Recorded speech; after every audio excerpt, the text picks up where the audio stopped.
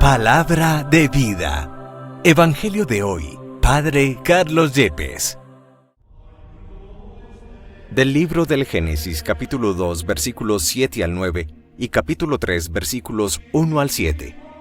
El Señor Dios modeló al hombre de arcilla del suelo. Sopló en su nariz un aliento de vida, y el hombre se convirtió en ser vivo. El Señor Dios plantó un jardín en Edén, hacia oriente, y colocó en él al hombre que había modelado.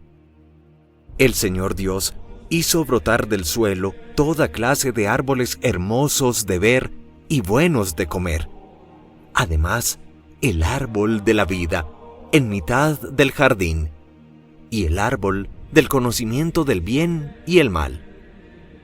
La serpiente era el más astuto de los animales del campo que el Señor Dios había hecho, y dijo a la mujer: ¿Cómo es que os ha dicho Dios que no comáis de ningún árbol del jardín?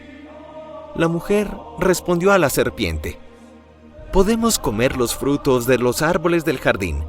Solamente del fruto del árbol que está en mitad del jardín nos ha dicho Dios: no comáis de él, ni lo toquéis, bajo pena de muerte. La serpiente replicó a la mujer: No moriréis.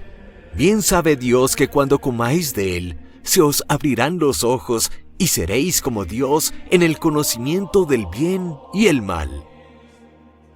La mujer vio que el árbol era apetitoso, atrayente y deseable, porque daba inteligencia.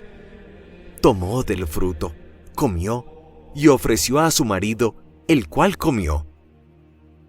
Entonces se les abrieron los ojos a los dos y se dieron cuenta de que estaban desnudos. Entrelazaron hojas de higuera y se las ciñeron. Palabra de Dios. Te alabamos, Señor. Salmo 51. Misericordia, Señor, hemos pecado. Misericordia, Dios mío, por tu bondad, por tu inmensa compasión, borra mi culpa, lava del todo mi delito, limpia mi pecado. Misericordia, Señor, hemos pecado. Pues yo reconozco mi culpa, tengo siempre presente mi pecado. Contra ti solo pequé, cometí la maldad que aborreces. Misericordia, Señor, hemos pecado. Oh Dios, crea en mí un corazón puro, renuévame por dentro con espíritu firme. No me arrojes lejos de tu rostro, no me quites tu Santo Espíritu. Misericordia, Señor, hemos pecado. Devuélveme la alegría de tu salvación, afiánzame con espíritu generoso. Señor, me abrirás los labios, y mi boca proclamará tu alabanza. Misericordia, Señor, hemos pecado.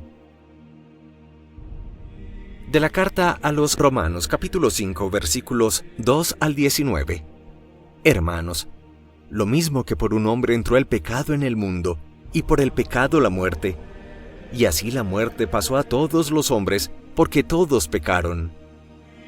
Porque aunque antes de la ley había pecado en el mundo, el pecado no se imputaba porque no había ley. A pesar de eso, la muerte reinó desde Adán hasta Moisés, incluso sobre los que habían pecado con una transgresión como la de Adán, que era figura del que había de venir. Sin embargo, no hay proporción entre el delito y el don. Si por la transgresión de uno murieron todos, mucho más la gracia otorgada por Dios, el don de la gracia que correspondía a un solo hombre, Jesucristo, sobró para la multitud. Y tampoco hay proporción entre la gracia que Dios concede y las consecuencias del pecado de uno.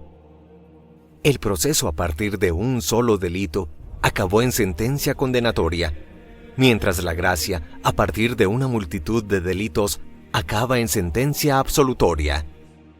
Por el delito de un solo hombre, comenzó el reinado de la muerte, por culpa de uno solo. ¿cuánto más ahora por un solo hombre, Jesucristo, vivirán y reinarán todos los que han recibido un derroche de gracia y el don de la justificación? En resumen, si el delito de uno trajo la condena a todos, también la justicia de uno traerá la justificación y la vida. Si por la desobediencia de uno todos se convirtieron en pecadores, así, por la obediencia de uno, todos se convertirán en justos. Palabra de Dios. Te alabamos, Señor. Del Santo Evangelio según San Mateo, capítulo 4, versículos 1 al 11. En aquel tiempo, Jesús fue llevado al desierto por el Espíritu para ser tentado por el diablo. Y después de ayunar 40 días con sus 40 noches, al fin sintió hambre. El tentador se le acercó y le dijo: «Si eres hijo de Dios, di que estas piedras se conviertan en panes». Pero él le contestó diciendo: «Está escrito, no solo de pan vive el hombre, sino de toda palabra que sale de la boca de Dios».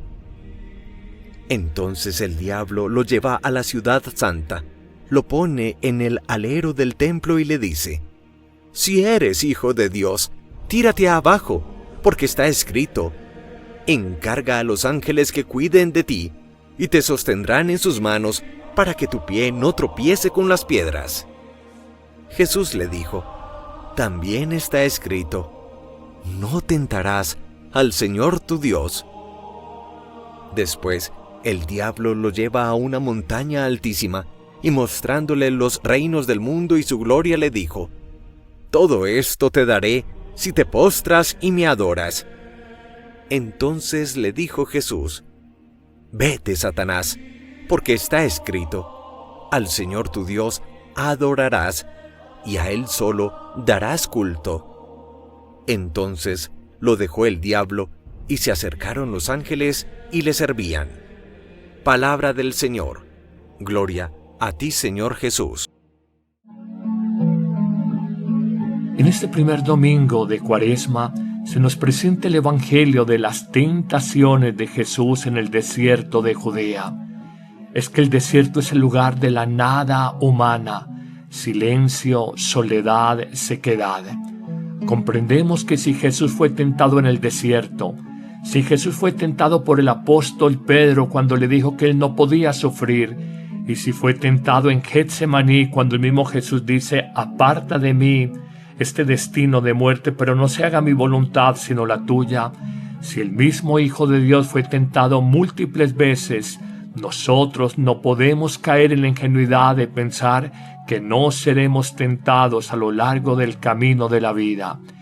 Es que la tentación, como el pecado, hace parte del misterio humano. Con San Pablo afirmamos: «Hago el mal que no quiero y dejo de hacer el bien que quiero». Jesús, que fue tentado en el desierto de alguna manera, nos deja a partir de este pasaje evangélico grandes enseñanzas. La primera: la tentación es universal. La vivió Jesús y la vivimos todos los hombres de manera variada. No aceptación de nosotros mismos, encerramiento en nuestro egoísmo, tedio de la vida, desaliento, desesperanza frente al futuro, lujuria, envidia, rencor, orgullo, falta de fe, falta de amor, falta de esperanza, ambición, sed de poder, vanagloria personal, idolatría. Todas son expresiones de la tentación que vive universalmente el hombre. En una segunda enseñanza descubrimos que la tentación es sutil. No se manifiesta abiertamente.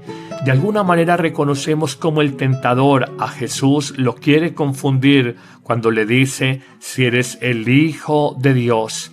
Y además, buscando quebrar su fidelidad a la ley de Dios, afirmará: «Está escrito en la ley de Dios». Es que Satanás es el padre de la mentira. Siempre su estrategia es el engaño. Nos ofrece la felicidad que no nos puede dar.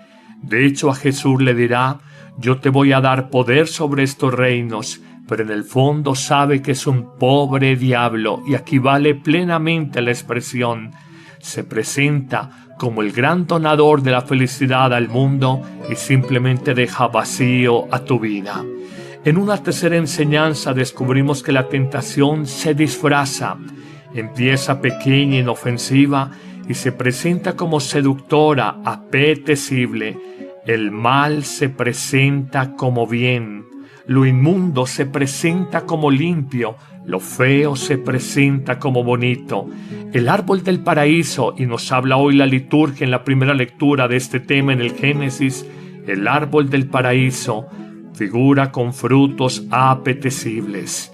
Jesús en el desierto reconoce que frente a la tentación del materialismo, cambiar la piedra por pan, Él opone la confianza en Dios. Frente a la tentación del poder del mundo y adorar a Satanás, Él reconoce solo adorar a Dios. Y frente a la tentación de los atajos, los falsos caminos o los caminos rápidos, Jesús nos muestra que solamente la gloria para Dios y que los ángeles lo cuidan.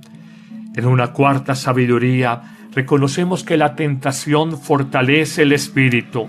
Progresamos en la inteligencia espiritual y crecimos en el amor a Cristo cuando salimos vencedores de una tentación. Ella nos fortalece y prepara para tentaciones más sutiles y más inteligentes de parte de Satanás.